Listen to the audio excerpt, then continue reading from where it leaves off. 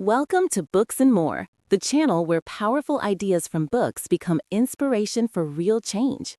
Here, we don't just summarize, we explore the deeper lessons hidden inside every page and turn them into practical insights you can apply immediately.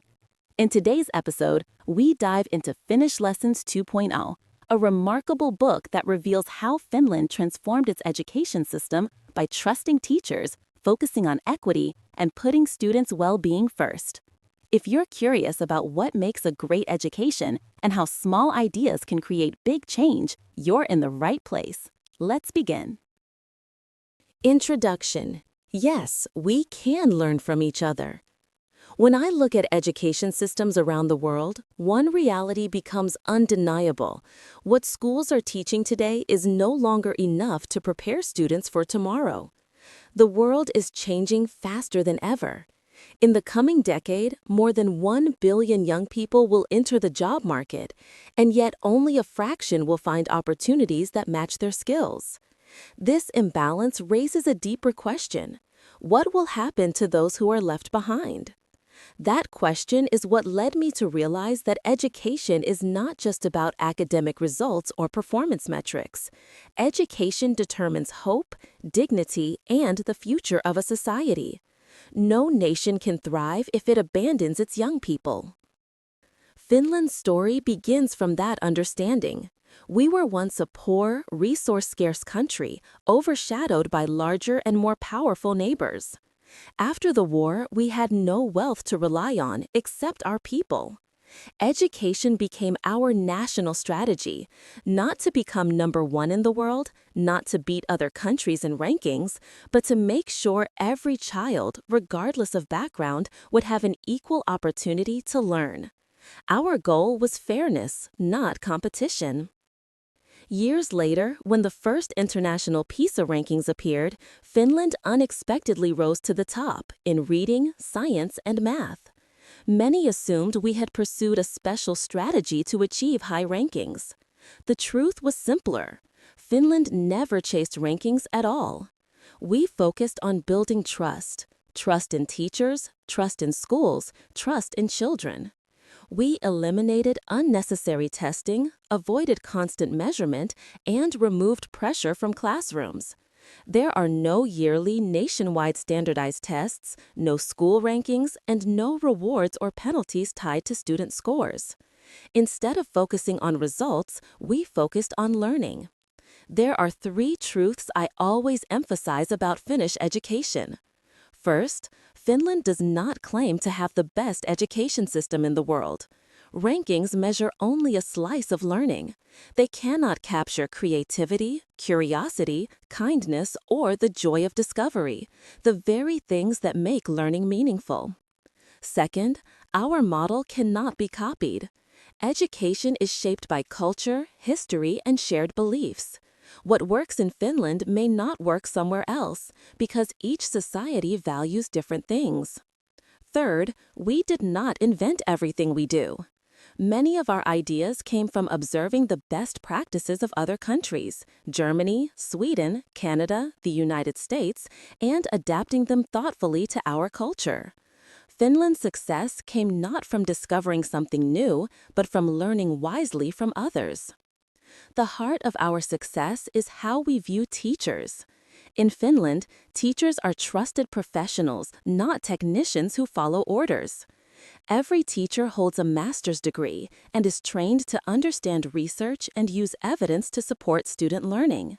Teachers design lessons, create assessments, and make decisions based on what their students need. Autonomy is not a privilege, it is a responsibility. When teachers are trusted, they feel ownership. When they feel ownership, they give their very best. As I travel and speak with education leaders around the world, the same question is always raised. What is Finland's secret? My answer is always the same. There is no secret. We simply ask one guiding question before making any decision. Is this good for the child? If the answer is not clear, we do not proceed. This book does not suggest that other countries should copy Finland. Instead, it offers evidence that a humane, equitable, high-quality education system is possible. If we are willing to observe, listen, and learn from one another, education can become a force that uplifts an entire nation. In the end, education should not be about creating the best test results. It should be about giving every child the space and support to become the best version of themselves.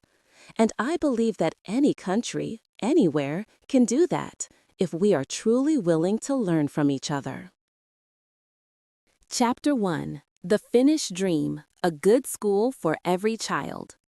When I reflect on Finland's journey, I always return to the years when our nation was still fragile and recovering from war. Small, poor, and largely unnoticed by the world. We had no natural resources that promised prosperity, and no industry powerful enough to carry our future. We realized that the only resource capable of transforming our fate was our people. Education became our national strategy, not to climb any global ranking, not to compete with other countries, but to give every child, without exception, the chance to learn, grow, and thrive. That simple idea became the foundation of what I call the Finnish dream, a good school for every child. In the beginning, our education system looked much like those in other European countries. Schools operated like selection machines. After the first few years of elementary school, children were split into different academic tracks.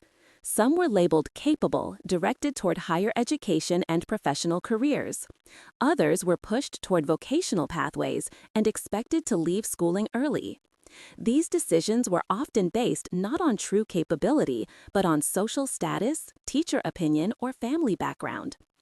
As a child, I watched classmates, still full of possibility, have their futures determined before they even understood who they wanted to be. I remember thinking that something was fundamentally wrong. How could anyone know what a child might become after only a few years of school? Why should a single test or teacher's judgment determine a child's destiny? Toward the late 1960s, Finland began to confront these difficult questions. If we wanted a fair, modern society that could innovate rather than merely imitate, we needed to rethink our schools. A small country could not afford to waste the potential of even one child. That realization became the turning point. We embraced a powerful and radical belief.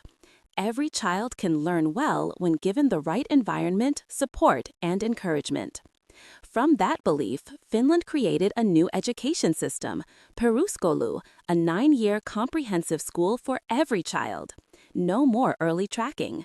No more separating smart from not smart. No more deciding who belonged where before children had the chance to discover themselves. All children, regardless of family income, hometown, learning pace, or life circumstances, would learn together in the same system. This was more than a structural reform, it was a cultural shift. We began to see children not for what they were at the moment, but for what they could become. We also realized that equal opportunity could not stop at basic education. If only a small number of students could continue to high school and university, then inequality would simply appear later. So Finland opened pathways to upper secondary and higher education. University was no longer reserved for an elite minority. Merit and motivation, not background, became the determining factors.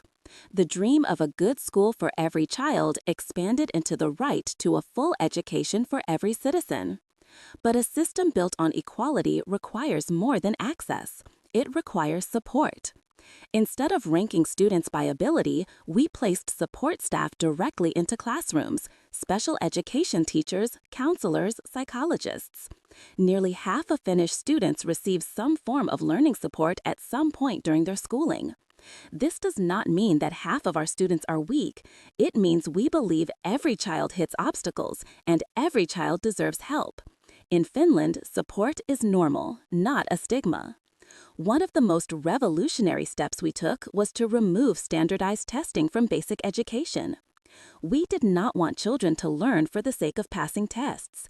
We wanted them to learn because they were curious.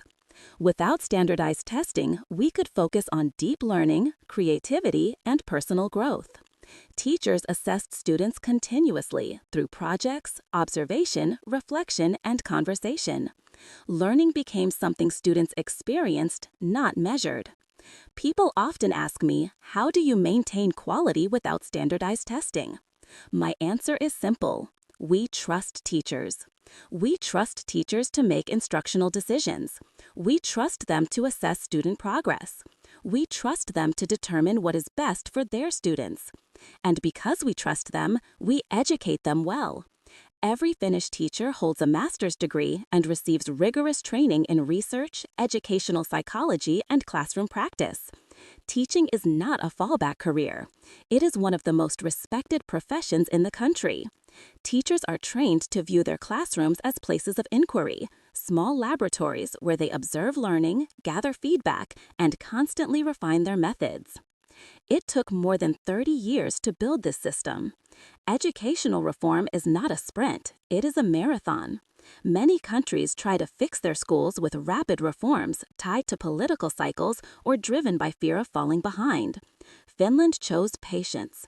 We asked only one guiding question: is this decision good for children? If it is not, we do not do it. Eventually, the results came, not because we chased them, but because we stayed true to our values. When the first PISA results were released, Finland ranked among the top in reading, mathematics, and science. The world was shocked. Finland had never attempted to outperform anyone. We simply built a system grounded in fairness, trust, and humanity, and excellence emerged as a natural consequence. The Finnish dream was never about producing the best students in the world. It was about making sure no child was left behind. Not every child learns at the same pace. Not every child starts from the same place. But every child deserves the opportunity to reach their potential. When I share Finland's story, I tell policymakers that you cannot copy our test results. You cannot copy our success. Because what makes our system work is not a program, it is a mindset. A belief that children are individuals, not data points. That teachers are professionals, not technicians. And that equality is not the opposite of excellence, but the pathway to it. A strong education system is not defined by how well the best students perform. It is defined by how well it supports those who struggle. That is the heart of the Finnish dream. Not the best school in the world, but a good school for every child.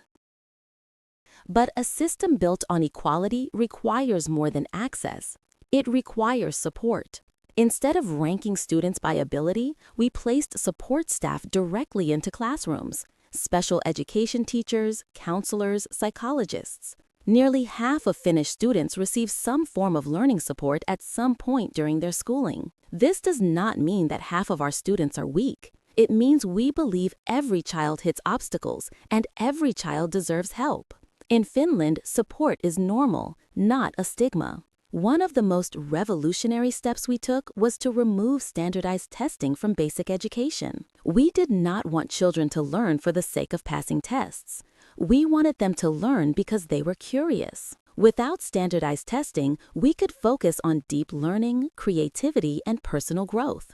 Teachers assessed students continuously through projects, observation, reflection, and conversation. Learning became something students experienced, not measured. People often ask me, how do you maintain quality without standardized testing? My answer is simple. We trust teachers. We trust teachers to make instructional decisions. We trust them to assess student progress. We trust them to determine what is best for their students. And because we trust them, we educate them well. Every Finnish teacher holds a master's degree and receives rigorous training in research, educational psychology, and classroom practice. Teaching is not a fallback career. It is one of the most respected professions in the country. Teachers are trained to view their classrooms as places of inquiry, small laboratories where they observe learning, gather feedback, and constantly refine their methods. It took more than 30 years to build this system. Educational reform is not a sprint. It is a marathon. Many countries try to fix their schools with rapid reforms, tied to political cycles or driven by fear of falling behind. Finland chose patience. We asked only one guiding question: is this decision good for children? If it is not, we do not do it. Eventually, the results came, not because we chased them, but because we stayed true to our values. When the first PISA results were released, Finland ranked among the top in reading, mathematics, and science. The world was shocked. Finland had never attempted to outperform anyone. We simply built a system grounded in fairness, trust, and humanity, and excellence emerged as a natural consequence. The Finnish dream was never about producing the best students in the world. It was about making sure no child was left behind. Not every child learns at the same pace. Not every child starts from the same place. But every child deserves the opportunity to reach their potential. When I share Finland's story, I tell policymakers that you cannot copy our test results. You cannot copy our success. Because what makes our system work is not a program, it is a mindset. A belief that children are individuals, not data points. That teachers are professionals, not technicians.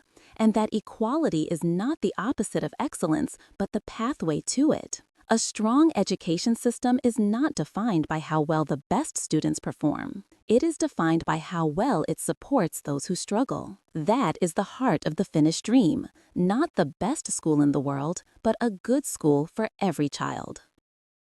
Chapter 2: The Finnish Paradox: Less is More. When I travel around the world to talk about Finland's education system, people often look at me with disbelief. They cannot understand how a country can achieve high performance by doing less testing, less competition, less homework, less pressure, and yet produce students who learn deeply and teachers who remain committed and inspired. But that is exactly the paradox of Finnish education. We achieve more by doing less.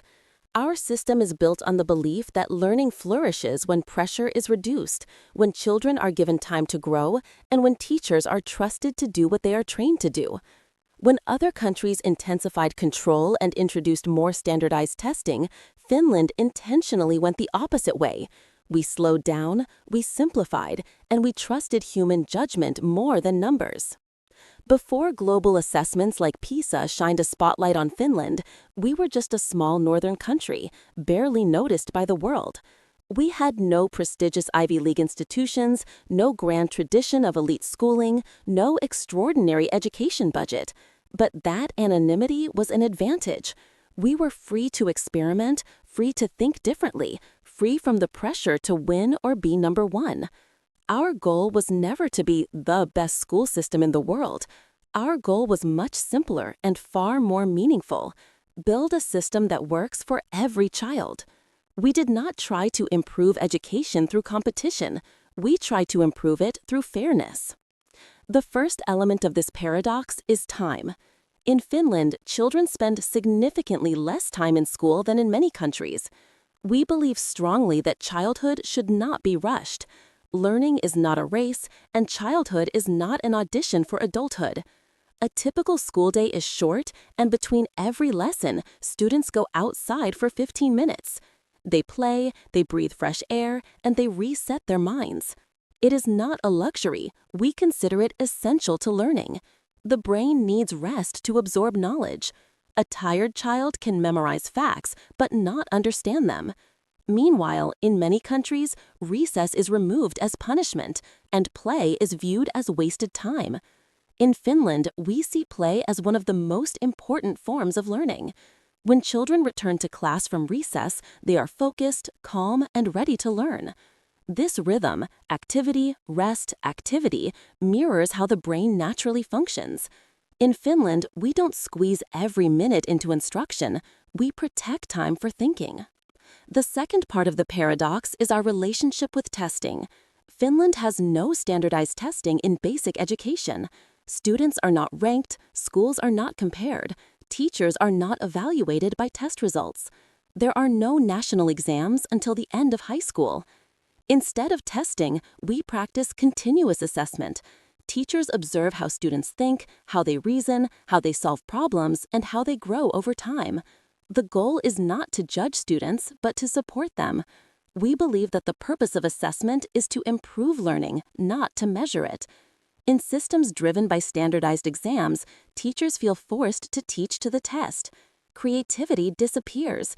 Education becomes a checklist. Students learn strategies to select the right answer, not to understand the problem.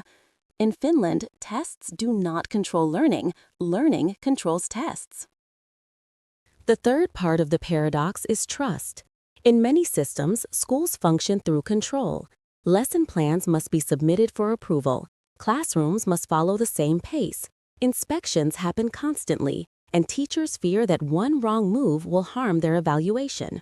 But trust produces responsibility. Control produces compliance. In Finland, teachers are trusted as experts. They design their own lessons, choose their teaching materials, and decide how to assess learning. Autonomy is not a reward, it is a responsibility. When teachers do not waste time filling forms and justifying every decision, they can fully devote themselves to their students. When teachers feel respected, they strive to improve, not because someone demands it, but because they believe in their work. Another paradox is competition.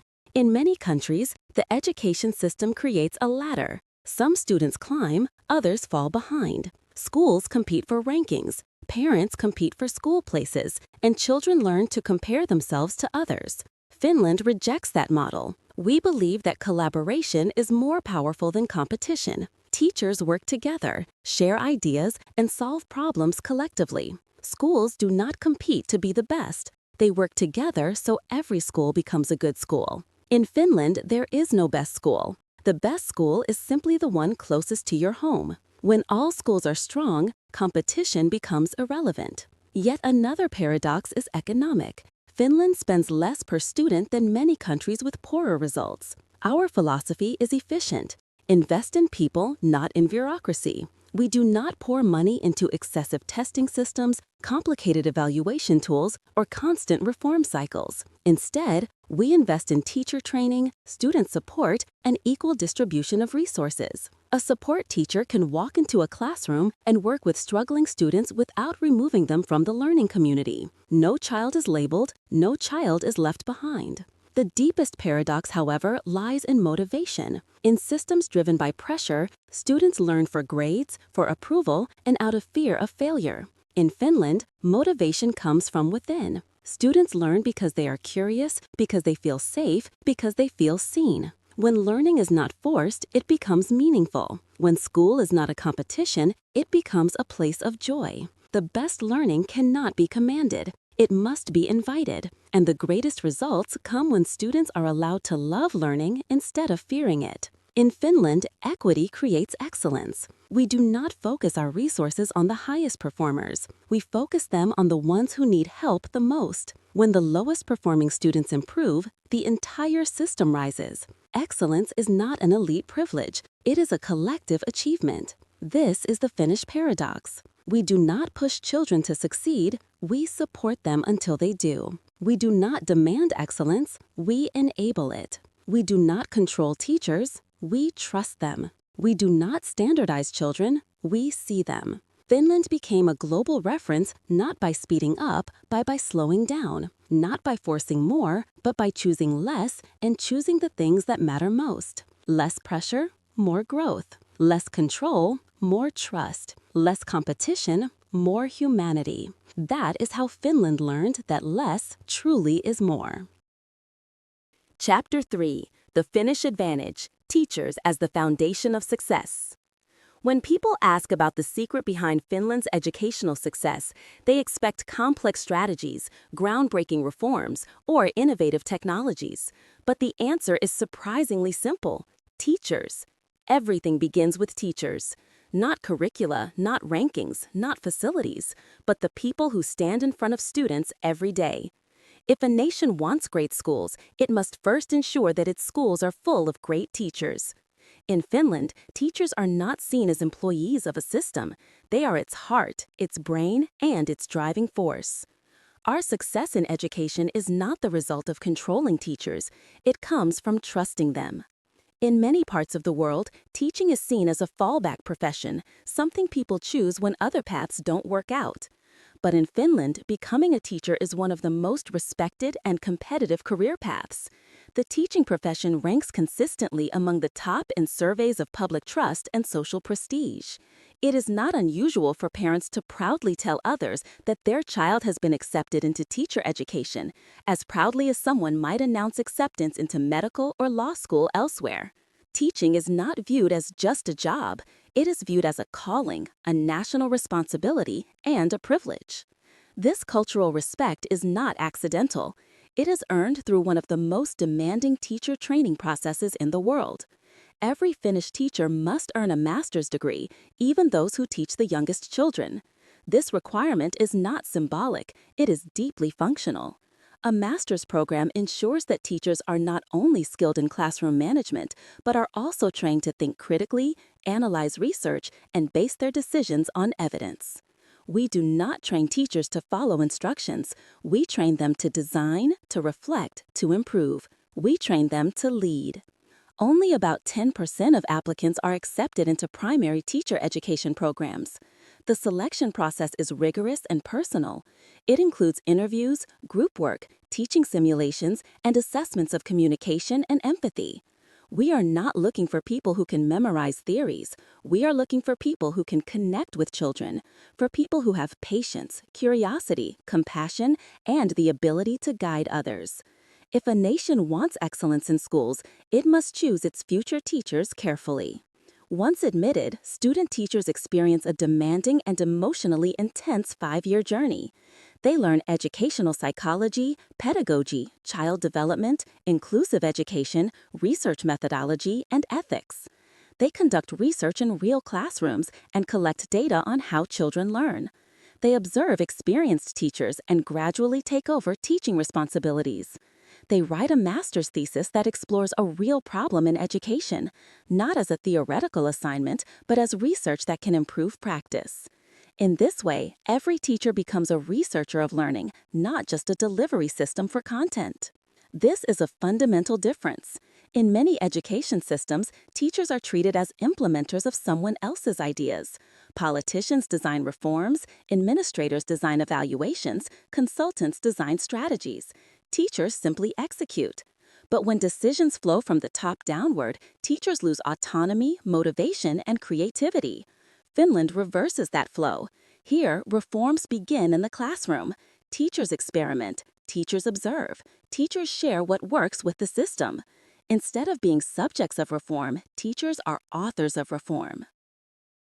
Autonomy is the most remarkable feature of Finnish teaching culture.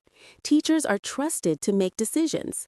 They design their own lesson plans, choose their teaching methods, and adapt the national curriculum to their students' needs. There are no strict scripts, no mandated pacing guides, no standardized testing dictating what teachers should teach. This autonomy is not given as a reward. It is given because teachers are experts, and experts deserve to make decisions. Trust creates ownership. When teachers feel ownership of their work, they go above and beyond, not because someone demands it, but because they care. Trust also means fewer layers of oversight. There are no inspectors walking into classrooms to check compliance. There are no rigid evaluation systems that rank teachers against each other. Instead, schools operate like professional communities, where teachers collaborate, exchange ideas, and continuously refine their practice. Collaboration replaces competition. When one teacher succeeds, all benefit. When one teacher struggles, colleagues step in to support. Instead of hiding weaknesses, teachers address them together. The goal is not to find the best teacher, but to support every teacher in becoming the best version of themselves. Teachers are trusted, and because they are trusted, they take responsibility. This is the paradox of Finland. The less we control teachers, the more responsible they become. In contrast, when teachers are controlled by external pressure and constant evaluation, they become passive. They stop taking risks, they stop innovating. They start teaching to avoid mistakes rather than to inspire learning. A controlled teacher may follow the rules, but a trusted teacher transforms lives. Another defining element of the Finnish advantage is the support system embedded within classrooms. In many countries, when a child struggles, they are separated, labeled, or moved into special programs. In Finland, support comes to the child, not the other way around.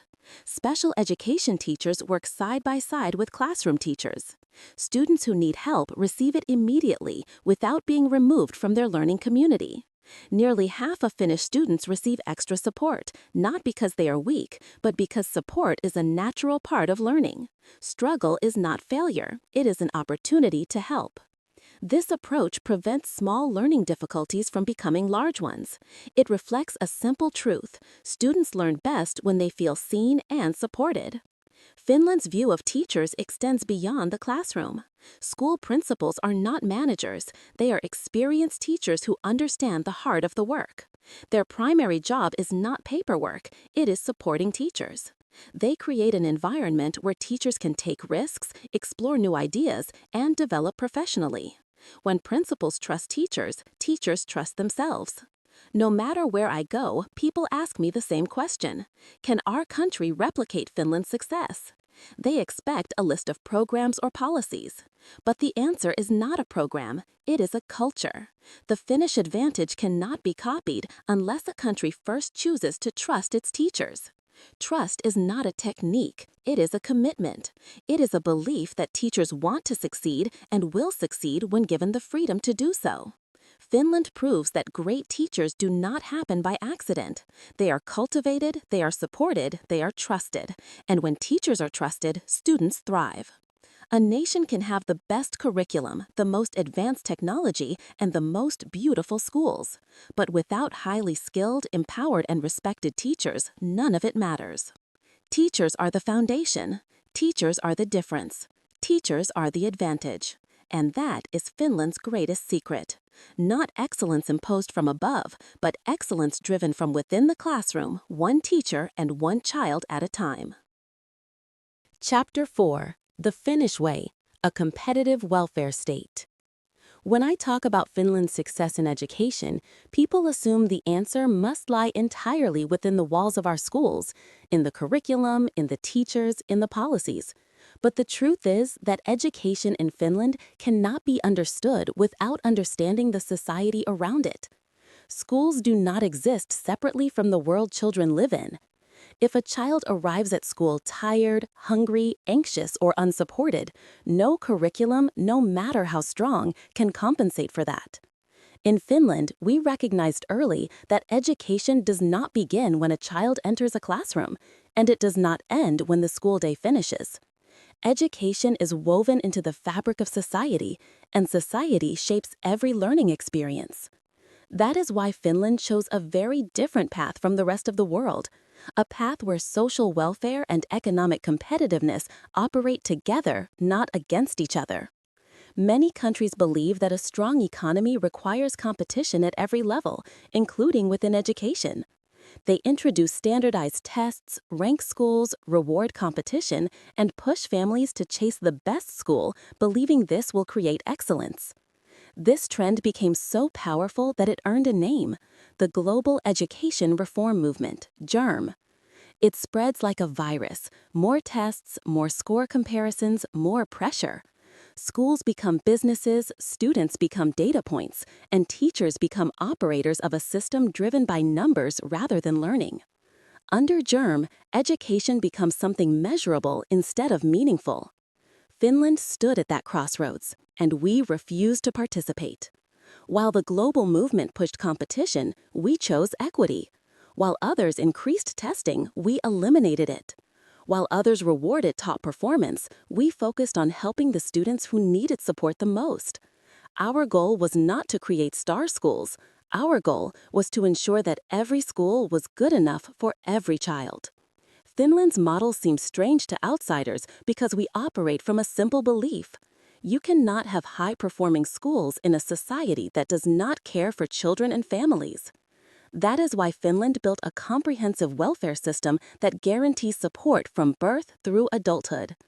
Education is free at every level, from preschool to university. School lunches are free for every child, not because of charity, but because nutrition is part of learning. School health care, counseling, psychological support, and learning assistance are integrated into the school day so that a child who struggles academically or emotionally receives immediate help. If a child lives far from school, the government pays for transportation. When we say education is a right, we mean that every condition necessary for learning must be protected, not only access to a classroom. A child cannot learn multiplication when their stomach is empty. They cannot concentrate on reading when they worry about whether their family can afford school materials. Finland removes those worries so that school becomes a place where every child can be fully present. In many countries, families compete for spots in elite schools, believing that the right school guarantees success. In Finland, parents do not compare schools, move houses, or pay extra fees to access better education. The school closest to your home is always a good school. There are no elite public schools, no privileged private schools competing for rankings. The strength of our system is that we do not allow weak schools to exist. When every child is guaranteed high-quality education, competition loses its power. Instead of pushing schools to race against each other, we encourage schools to support one another. Educators collaborate, share practices, and learn from one another's experiences. A win for one school is a win for the system. But Finland's story is not only about fairness, it is also about economic strategy. Some assume that investing heavily in welfare makes a country weak or dependent. We prove the opposite. Welfare creates resilience. When families are supported, adults can work productively, and children grow into capable, educated citizens who contribute to society. Finland became one of the world's most innovative economies, not in spite of our welfare system, but because of it. Our transformation from a resource-poor country to a global leader in technology and innovation, symbolized by the rise of Nokia, did not happen because we worked harder than other nations. It happened because our people were free to think, create, and take risks. They were not crippled by fear of failure. They grew up in a system where they learned to trust themselves, to collaborate, and to solve problems, the exact abilities demanded by the global economy. Of course, no success lasts forever. Finland has faced economic downturns, technological disruptions, and the decline of Nokia, once our national symbol of progress.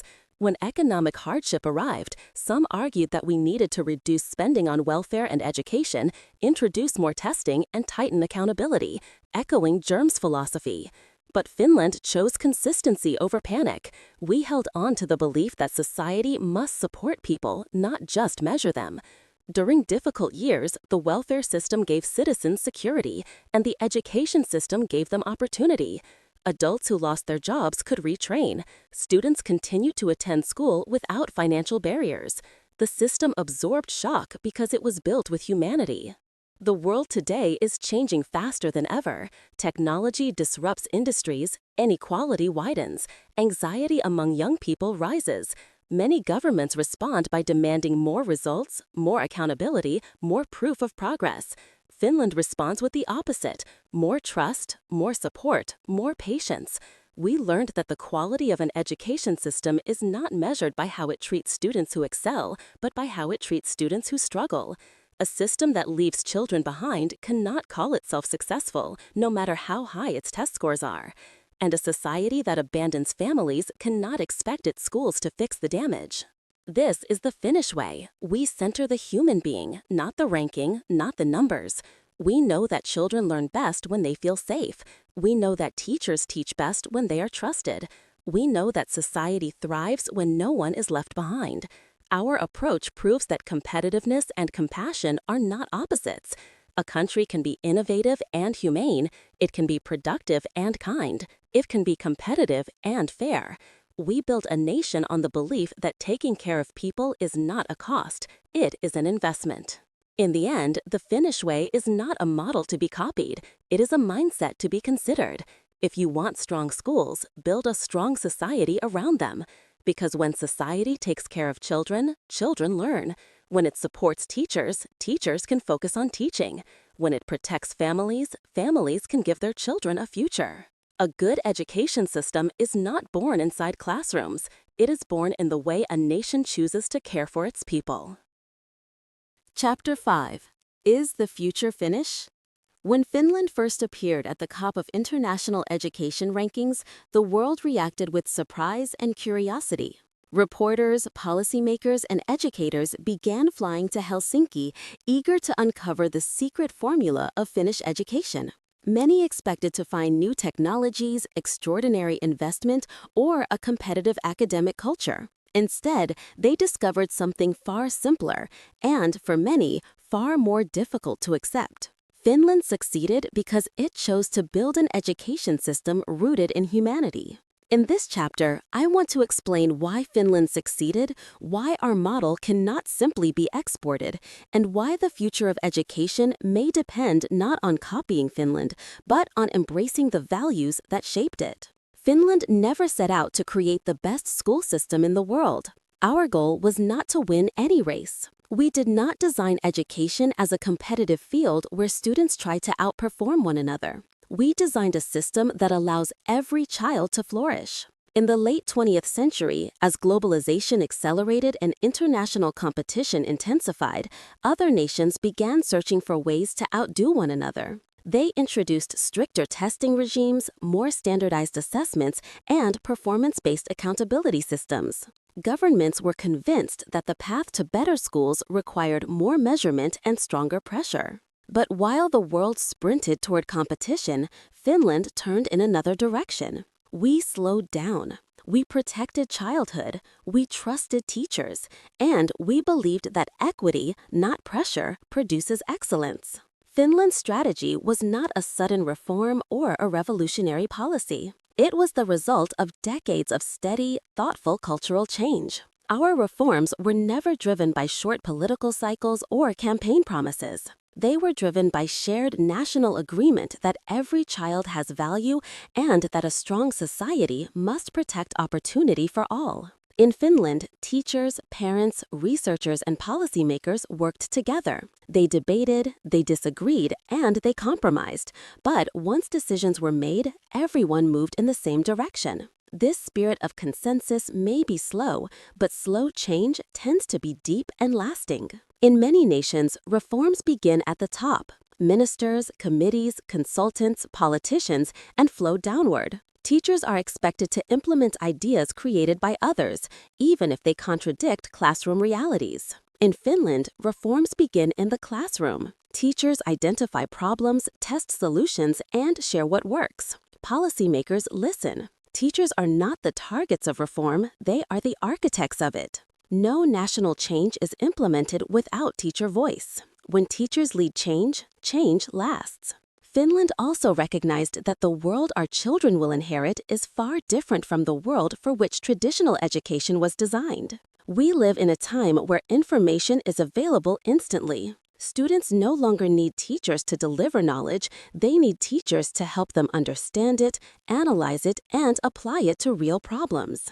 Artificial intelligence will automate jobs that involve routine tasks, fixed procedures, and memorization. What it cannot automate, and what education must now cultivate, are abilities that make us profoundly human: creativity, collaboration, emotional intelligence, critical thinking, empathy, and the capacity to learn continuously. For that reason, Finland shifted from a subject-centered curriculum to one centered on phenomenon-based learning. Rather than learning isolated facts, students work on real-world problems that connect multiple subjects: climate change, sustainable cities, artificial intelligence, ethical decision-making. Learning becomes inquiry. The classroom becomes a laboratory of thinking. Students do not simply test what they know, they discover what they do not know yet and learn how to explore it.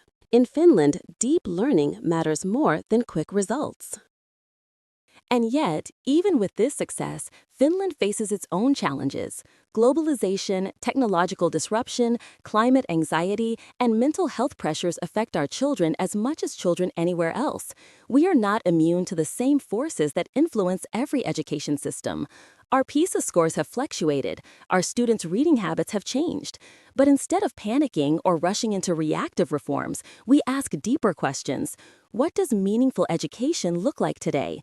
What does it mean to flourish as a human in a rapidly changing world? How can schools support well-being, not just achievement? Many countries visit Finland hoping to find a toolkit or step-by-step roadmap they can apply in their own context. They want to know what structures to replicate, what policies to adopt. But the Finnish experience is not a blueprint, it is a culture. You cannot import trust, you cannot legislate respect, you cannot copy a relationship between teachers and society. What makes the Finnish system work is not a program, but a mindset. Schools exist to support children, not to compete with them. When I speak to international audiences, I am frequently asked, can we copy the Finnish system? My response is always the same. You can learn from Finland, but you cannot become Finland. Not because Finland is exceptional, but because education is deeply tied to cultural values. Each country must find its own version of trust, its own understanding of equity, its own respect for teachers. Finland is not a destination, it is an invitation. What others can learn from Finland is a set of convictions. Children learn best when they feel safe, supported, and unhurried. Trust empowers teachers far more than control ever will. Excellence does not come from competition, it comes from equity. Education should serve society, not markets, not rankings, not politics. We tend to assume that high performance requires pressure. Finland proves the opposite. Pressure narrows learning, trust expands it. In Finland, we do not hurry childhood. We do not treat children as potential failures. We treat them as people. We do not standardize students. We personalize environments. We do not rank schools. We strengthen every school. The true strength of the Finnish model is not found in test results.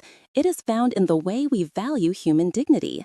A system that cares for families, that protects childhood, that trusts teachers will eventually, inevitably, produce strong learning outcomes. Finland's success was not accidental, and it was not magic. It was a result of moral choices. So when people ask, is the future Finnish? My answer is not exactly. The future is not about turning every country into Finland. The future is not a system. It is not a method. It is not a ranking. The future of education is what Finland has demonstrated. A humane education system, one that trusts teachers, honors children, and believes that equity and excellence grow together, is possible. The world does not need Finland. The world needs what Finland believes in. And the transformation can begin anywhere, in one classroom with one teacher who looks at every child and says, you matter here, you belong here, you can become who you were meant to be.